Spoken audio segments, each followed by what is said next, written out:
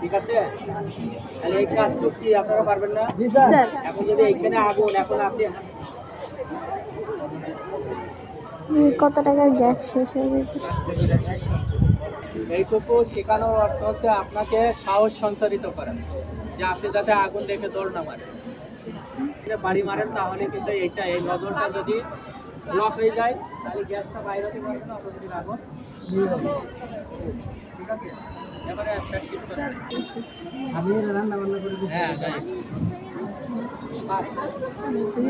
নাম সাথে দেই। হ্যাঁ, তো ভালো। ঠিক আছে। তারপর কে যাবে?